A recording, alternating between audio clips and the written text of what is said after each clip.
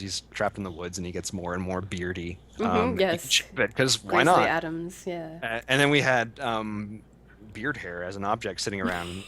Razor yourself and the beard hair falls on the ground. Yeah, it's like what can we do with this beard hair? And then at around the time we were having issues with permadeath, in that someone's playing for 5 6 hours, and they die. That sucks. I mean, it's good, in that you really try not to die, but there should be some kind of like player initiated mitigating factor for that. So we come up with the meat effigies, and it just kind of made sense to allow to require some piece of the player character in that meat effigy. Hmm. And so we kind of got all that set up, and then we added the other characters. And at the time, they were both the two female characters, and I was like, oh, now what? So at that point, I made the decision that Wilson is the meat effigy beard character, and everyone else has a different superpower, like they light fires in the dark, or they have a ghost that visits them, and Yes. that kind of thing. For those other characters, I mean, like you can switch characters at will using the tent, once you have them unlocked. So Oh, now I know. yeah, you can start as Wilson, build a meat effigy, and then switch to another character for whatever task you want to do. Will you then come Um, back as Wilson should you die? I actually don't remember. I think you don't. I think you come back as the character you You're were when playing. you Okay. I Now, see, think. I've been digging at the graves and I've come up with an amulet, but I don't know if this is the magical amulet that keeps me from dying or if it's just like somebody has a Um, jewelry and died. that try wearing it and run at like a hound and see what happens. No, thank you. Yeah, no, that actually that's the other. That's kind of the character independent resurrection item. Okay. So if you're wearing that and you die, it kind of floats up into the air and lifts you by your neck, and then there's a bit of an explosion and everything falls asleep, and then you have to pick up all your items really quickly and get out of the way before they all wake up again. Okay, well, that's fun. That's fun. Now, see, the thing that kills me all the time are the tentacles. And I know that you're supposed to have a strategy where you back up and hit them and various other things, but I have not been able to kill any of them. I just died again yesterday with it, so I'll have to figure that out. But what are some of your favorite monsters and ways to die? Well, I like the tall birds just for the look of them, and they're one of the first creatures to start to get a full ecosystem and life cycle. And Mm. that they have eggs, and you can take the egg and hatch it and get a small bird who grows up into a teen bird who grows up into a tall bird. And then at that point, we still have some more work to do. I want that bird to actually go off and make its own nest, and the Oh, cycle of life will continue. Right now, I think he just pecks you to death once he grows up. oh, there's that's not a reward. Uh, he rolls with you for a while. Okay. Like you get about 18 days of having a teen bird buddy, who will fight for you and is pretty good at fighting things. But yeah, then he grows up and decides he doesn't like you anymore. But yeah, so I like them. The beefalo they're getting there. They'll be a little more interesting next update.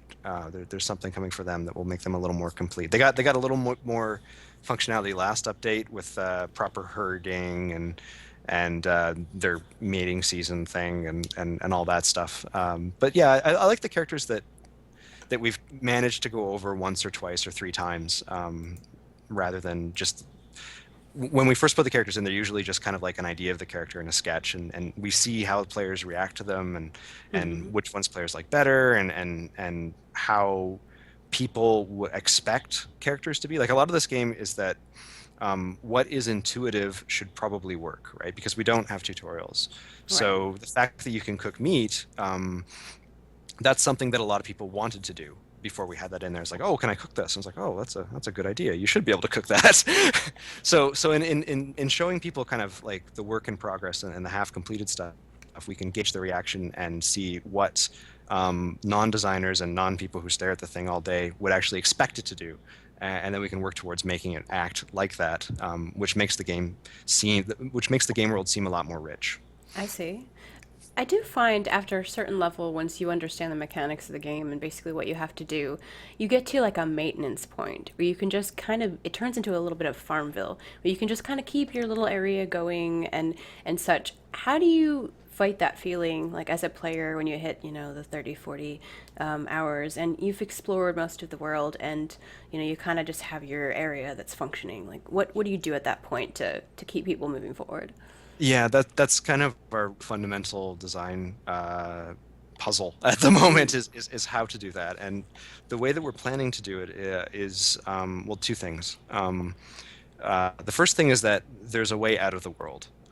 Currently, you can't leave the world, but you okay. will be able to move on. So, by questing, not explicit questing, but by finding the right things and combining them in the right way, you'll be able to leave and go somewhere else. So I think that's kind of a pull mechanic to get people because people want to progress and they want to see what's next. So Then will it randomly generate a whole new world once you leave and you'll just keep going and going? Or is it like a specific place you're saying, okay, you leave this to go to. um, I think it'll be a new world, but a more difficult one. With it all we're still kind of working out the details of exactly how this will work. Okay. Actually, when it goes live at first, it'll just be another world that you can like, oh, try again. Um, Insane mode. yeah, but well, the same mode, but you have your inventory from the last world. So, Ah.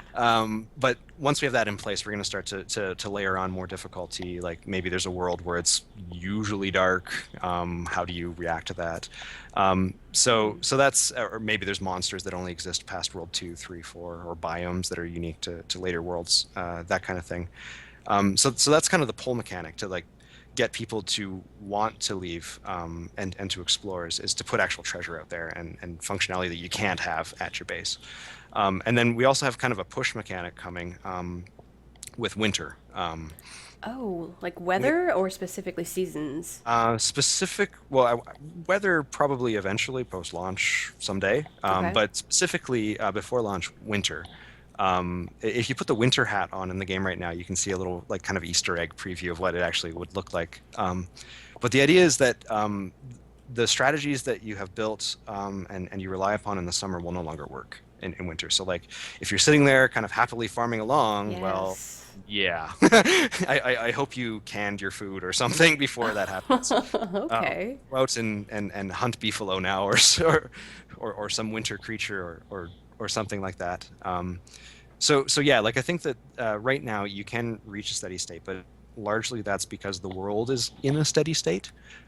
So by introducing these like world-changing events that change over time and kind of force you into finding a new niche, I think that will help a lot, or at least I Okay. hope so. Earthquakes. No. We've thought about it, yeah. It's just a question of implementation and what would exactly do. And I mean, it could be a way to make more rock show up in the world. That's also a problem people have eventually. Yes. Well, talking about world generation, I've sort of found, I mean, I've only ended up with two distinct ones, but it seems like there's kind of like a base of, I want to call them three islands, maybe connected by paths. And I've noticed in the two that I've had generated, I've not seen a beefalo.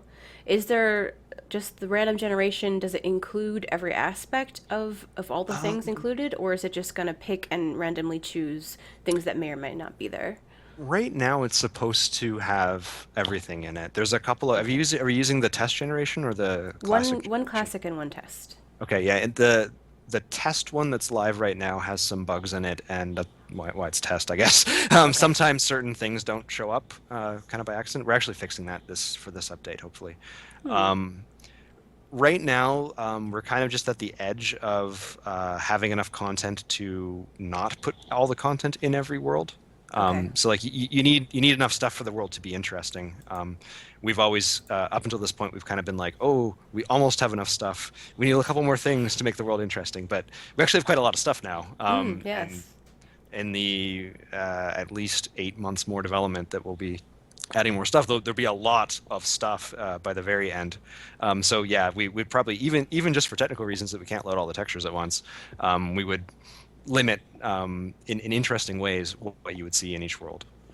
Do you think there'll be like a technology cap? Because this sort of seems like it's a bit steampunk in some ways, and you're looking at maybe that level like Victorian of possible things you can create. Do you think there'll be an option where you can make like some sort of transportation to make things faster, or is it all going to stay kind of like within up to that era? I think well, it's funny. Everyone says Victorian. I actually meant it to be like the 20s. It's supposed to be Edwardian, but It's because I of guess the you hat. It's the it's top the hat. hat. It, He's in the woods too, so what can you say about a tree? I don't think like he doesn't have like heavy industry at his disposal, so anything that he's making is kind of going to be Gilligan's Island yeah, the stuff. giant boiler research guy though kind of gives it like that too. The alchemy engine, yes. For Um, science. yeah, so I think like and one of the other things is like he starts with a science machine, which is kind of a strange concept, but then he moves to an alchemy engine, and then probably the one after that will be a little less scientific and a little less scientific as he gets further and further down the rabbit hole of uh, getting in touch with the world that he's in.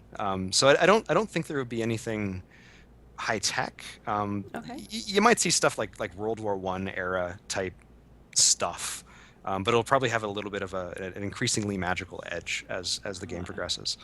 Nice. Now let's discuss the pigmen Okay. Okay. because um, I do think it's funny that people make the comparison that they look like little outhouses that they live in. Oh yeah, yeah, yeah. But the idea, like the pigmen speak and they're understandable. Like, what do you think of the idea? Like, people consider them almost sentient beings, and yet you have to harvest them for resources if you want to get pig skin to build their own pig house. I feel a little bit bad about that. I've got to say, Kevin. That's good. That's good. That means the game made you feel something.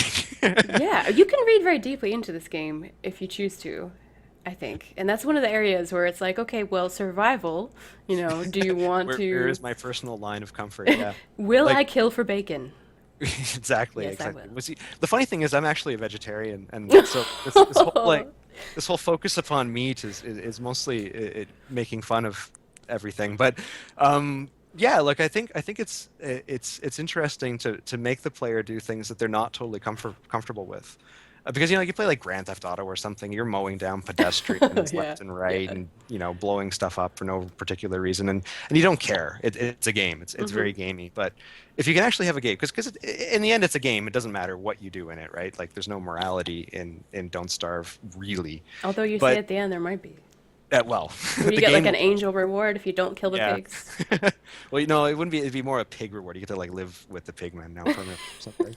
Um, but the fact that like the player, if we can convince the player to internalize a value system and impose that upon the game, I think that's an interesting space to play with. So like it is a perfectly viable strategy to build a pigman house, and then every 3 days a pigman pops out and you whack him over the head, and he has no friends around, and he lives for a total of 3 seconds, and then you eat him. Totally valid. I'm not going to judge you. Well, the Um, pigs get names though later. Like my uh, pig is named Constantine, and now it's harder to kill him. yeah, the pigs are actually named after Roman emperor um, team members on the dev team and types of food. I think there's Okay. there's a big list of names in there somewhere. The fact that But they forget that they're your friend though makes it a little bit simpler they're, to take they're them not your out. friend. It's They're a users. transaction. Yeah, like Yes. they're fulfilling a service for payment in meat. So many places we could go with that, but we won't. Ooh, Okay. So there is an interesting kind of circle of life thing happening in this game too, and a lot of it involves poop, I've got to tell you. Like, yes, the poop. so yeah, what's that about? Like the birds and the seeds and the Well, it's fertilizer. we take the real world as inspiration. And like you want to fertilize something, you use You know animal. you have jokes at Clay about this, right? There must be. Yeah. Well, at one point, actually, I when I was tuning some economy stuff in the game, I inadvertently. Um, so what I saw in Twitch, because I watch a lot of Twitch feeds of the game, I watch a lot of YouTube videos, Hmm. just like seeing what people actually do, and I read the forums obsessively. Okay. But people were making these giant farms of grass and giant farms of berries, and it's huge, I get a little uncomfortable when the game goes in that territory because it does kind of get Farmville-y and it Mm. totally destroys the challenge, and it's like, okay, well, what can we do for that? So I had the bright idea that okay, well, every time you harvest the grass, you have to put poop on it to make it come back to fertilize it. Mm-hmm. I thought this is a minor thing. People aren't going to care that much. I check it in. We push the update, and there's a fan revolt. People are like, "Do you really want your game to be all about poop? I About poop. spent all day collecting poop." And I was like, "What?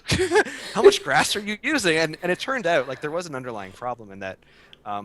Just kind of we type a lot of numbers into the game all day, and in the past at least we're pretty cowboy about like, oh, okay, to make this hat you need 8 beefalo hides and whatever. Turns out all those numbers really matter. So Mm. um, the crafting recipes were set up such that you needed a lot of grass to get anything done. So there was actually a reason that people were making these giant grass farms. It's because we were incentivized